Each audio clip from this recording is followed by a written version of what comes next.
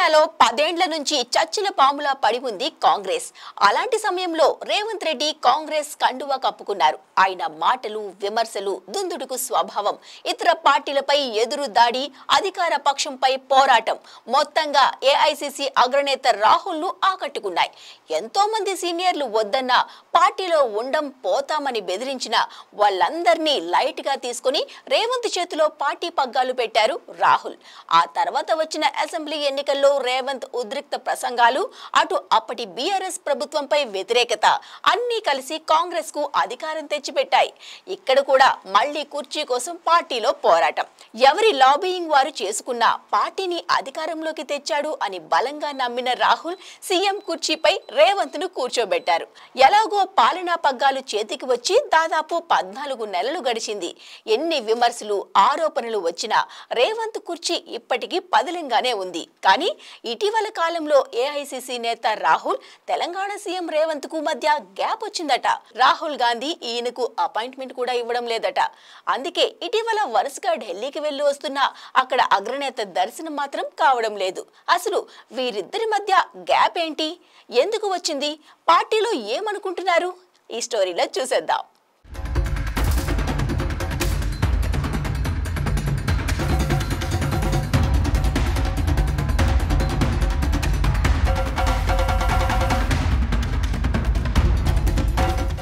ఢిల్లీలోని కాంగ్రెస్ అధిష్టానం తెలంగాణ సీఎం, కొంతమంది మంత్రులపై ఆగ్రహం ఉన్నట్టు టాక్ నడుస్తోంది.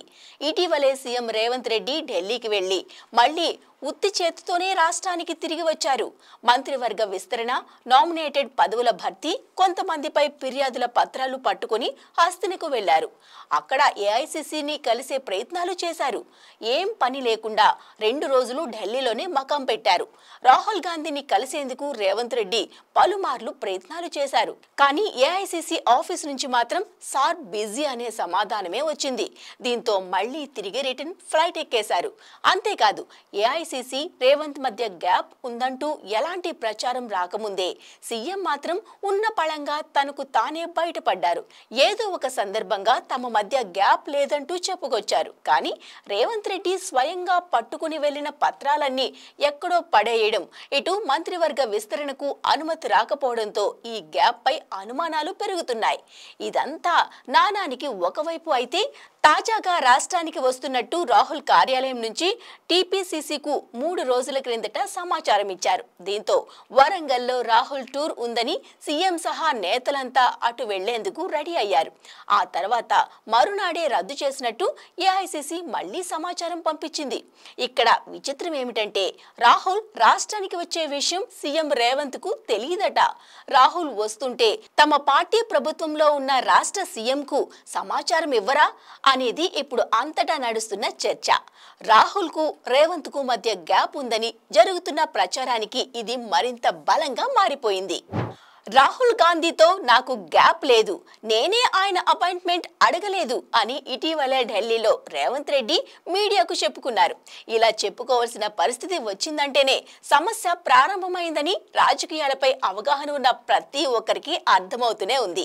చాలా కాలంగా రాహుల్ గాంధీ రేవంత్ రెడ్డిని కలవడం లేదు. కాంగ్రెస్ పార్టీ ఇప్పుడు హిమాచల్ ప్రదేశ్, కర్ణాటక, తెలంగాణలో మాత్రమే అధికారంలో ఉంది. ఏ పార్టీకైనా ముఖ్యమంత్రులు కీలకం. అందుకే కాంగ్రెస్ పార్టీ కీలక సమావేశాలకు, ఏదైనా కార్యక్రమాలకు రేవంత్ రెడ్డిని పిలుస్తున్నారు. స్టార్ క్యాంపెయినర్లుగా జాబితాలో చేరుస్తున్నారు. కానీ రాహుల్ గాంధీ ఆయనకు ప్రత్యేకంగా సమయం ఇవ్వడం లేదు.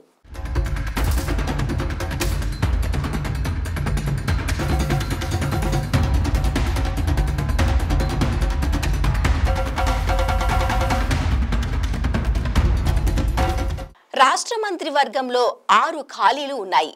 వాటిని భర్తీ చేసేందుకు ఏడాదిగా చేస్తున్న ప్రయత్నాలు విఫలమవుతున్నాయి. తాను సమర్పించిన జాబితా విషయంలో అభ్యంతరాలు ఉందనే పర్మిషన్ ఇవ్వడం లేదంటున్న రేవంత్ రెడ్డి ప్రత్యేకంగా తన జాబితా ఏమీ లేదని, అంతా హైకమాండ్ కష్టమేనని, వారు ఎవరితో ప్రమాణం చేయించమంటే వారితో చేస్తానని ఢిల్లీలో ప్రకటించారు. అదే సమయంలో రేవంత్ రెడ్డికి పార్టీపై పట్టు తగ్గించేందుకు హైకమాండ్ ప్లాన్ చేస్తుందన్న గుసగుసలు వినిపిస్తున్నాయి. ఎప్పుడు లేని విధంగా 4 వర్కింగ్ ప్రెసిడెంట్లను నియమించాలని నిర్ణయించారు. ఎస్సీ, ఎస్టీ, రెడ్డి, ముస్లిం సామాజిక వర్గాల నేతలకు అవకాశం ఇవ్వనున్నారు. అలాగే పార్టీలోని ఇతర పదవుల భర్తీపైన ప్రకటన చేయనున్నారు. కానీ మంత్రివర్గ విస్తరణకు మాత్రం హైకమాండ్ ఇంకా ఎలాంటి సంకేతాలు ఇవ్వలేదు. వారానికో 2 వారాలకో సీఎం కొంతమంది మంత్రులను వెంట పెట్టుకుని ఢిల్లీ వెళ్తున్నారు. కాంగ్రెస్ పెద్దల్ని కలుస్తున్నారు. కానీ రాహుల్ మాత్రం రేవంత్ కలవలేకపోతున్నారు. దీంతో ఆయనకు రాహుల్ కు మధ్య గ్యాప్ ఉందన్న ప్రచారం జరుగుతోంది. దాన్ని పోడ్చడానికి ఆయన ఓసారి రాహుల్ తో భేటీ కావాలని రేవంత్ ఇప్పటికే శతవిధాల ప్రయత్నాలు చేస్తున్నారు. కానీ అవకాశం మాత్రం రావడం లేదు. మంత్రివర్గాన్ని విస్తరించకపోవడం వల్ల పాలనపై ప్రభావం పడుతోందన్న అసంతృప్తి వ్యక్తమవుతుంది. హైకమాండ్ మాత్రం రేవంత్ ఫైరవేలకు ప్రయారిటీ ఇవ్వడం లేదు. రేవంత్ రెడ్డికి ఇచ్చే ప్రాధాన్యతను తగ్గించే క్రమంలోనే ఇదంతా చేస్తున్నారని రాజకీయ వర్గాలు అంటున్నాయి. అసలు రాహుల్ కు రేవంత్ పై ఎందుకు కోపం వచ్చింది అనేది ఇప్పుడు ఎక్కడా దొరకని సమాధానంగా తయారైంది. ఇటీవలే ఏపీ సీఎం చంద్రబాబుకు రేవంత్ చాలా దగ్గరవుతున్నారట. అక్కడ పీసీసీ చీఫ్ పర్మిషన్లు కాదని చంద్రబాబు చెప్పిందే వేదం అన్నట్లుగా కొన్ని పనులు కూడా చేస్తున్నారట. ఇదే విషయాన్ని షర్మిల ఇటీవలే ఢిల్లీకి వెళ్లి రాహుల్తో చెప్పుకుందని టాక్.